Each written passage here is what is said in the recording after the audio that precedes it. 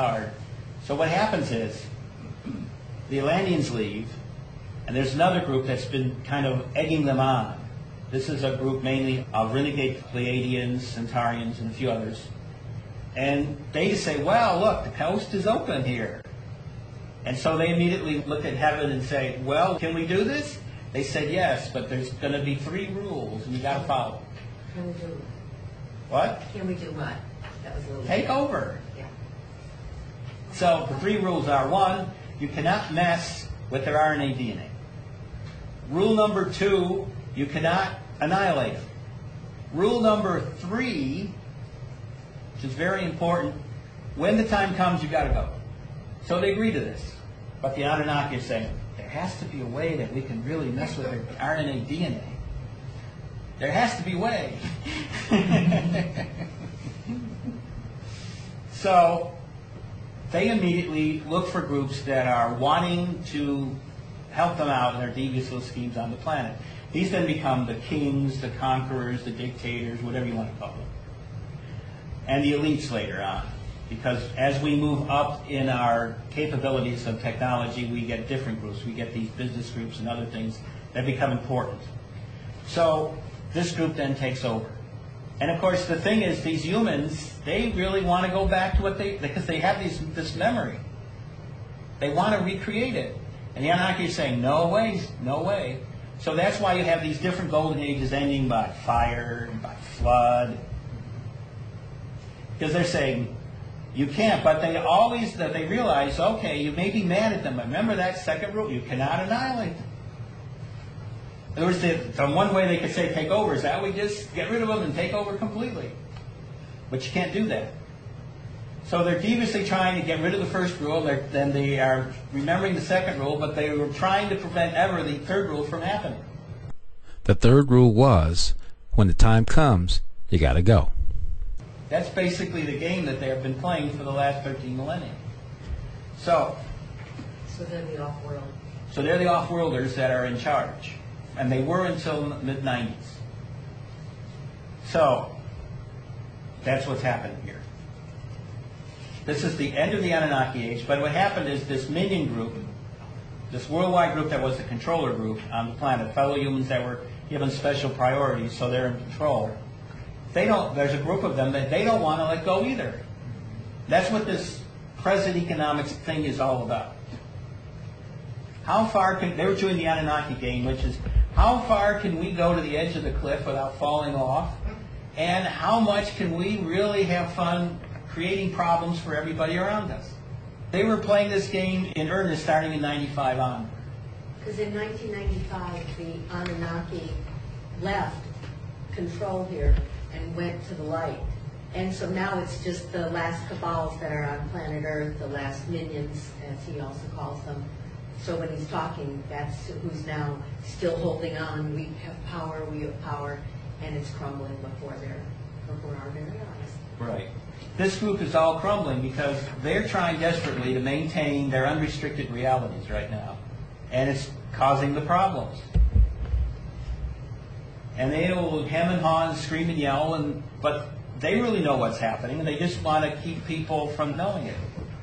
Because what's a great way to hold people wool over their eyes? Play politics, just like it used to be. And actually, the Anunnaki thought that when they left, they said, okay, the gig's up, and so now we're going to usher this world into the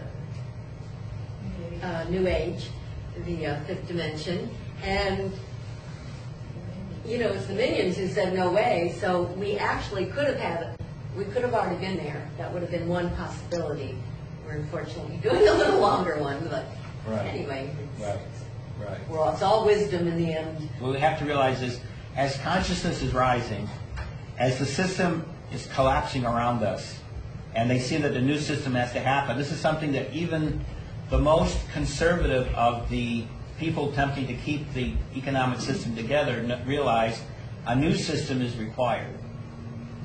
So what is happening here is that the system is collapsing, and so they realize what's happening, and so 2012 is just a nice date. It could happen in a month, could happen in a week, could happen in 2012, but it's close to happening because there's disaster. It's like we've been through the first part of it.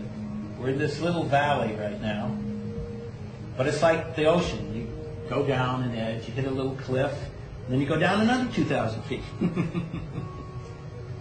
We're about the edge of one of these little valleys right now.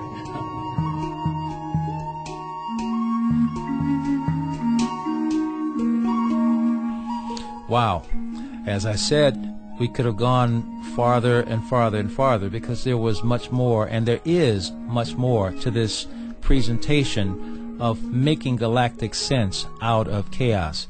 Because what it appears to be is a chaotic time that we're in. And yet, when you look at it, it certainly appears now, and there's evidence, that there has been a shift, a push, an orchestrated movement to help us be where we are, or should I say, stay where we are. And I use the word help advisedly. Also, an awakening is occurring. We are awakening to who we are. We are awakening to our energetic, our spiritual nature. We are awakening to our oneness with all of creation, our expression of God that is within us. This is a crucial, critical, and very, very fundamental piece of understanding to grasp and to embrace and to make part of ourselves, because the specter looms of being part of a universal community. And in fact, coming across and seeing, after all of the various movies and stories we've heard of alien beings and wars and expecting to be eaten and everything else, you want to fear or you want to worship, and we're looking to do neither. We're basically looking to see, once again, what is out there in front of us, see and communicate interdimensionally. That is our nature. We have the ability to do anything that any other being has. The limiter is ourself and our concepts of what's possible and our concepts of what's right and what's wrong. It's basically our concepts of duality, which is basically the illusion, because there is no duality. There is only oneness. Now, I won't say you can take that to the bank, because you may or may not see things that way. But the truth is, these are the journeys of consciousness that are here for us all. I want to thank Sheldan Nidle as well as Colleen. Now, that was the lovely voice you heard at the very end explain a bit more about the Anunnaki and their surprise, and helping me get some more perspective. I mean, I didn't just embrace this from the beginning. I listened, and I listened with an open mind. And that's all I invite any of you to do, you who listen to this show, to become aware that there is much, much more. There's a much greater story being created. We are all parts of it. No one of us is a small part. We are all major parts of it, simply because we are here, and simply because we are experiencing limited consciousness, and we are all on that journey toward full consciousness.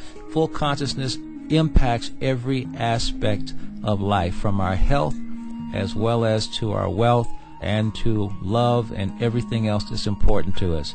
This is a journey that we're all making, and we can all celebrate. That's all the time I have for this show, and I hope you've enjoyed this journey into quantum possibility, or quantum reality as the case may be. Sheldan Nidle's website is Planetary Activation Organization, PAOweb.com. If you have any questions, comments, or suggestions for me, you can always email me at adam@talkforfood.com.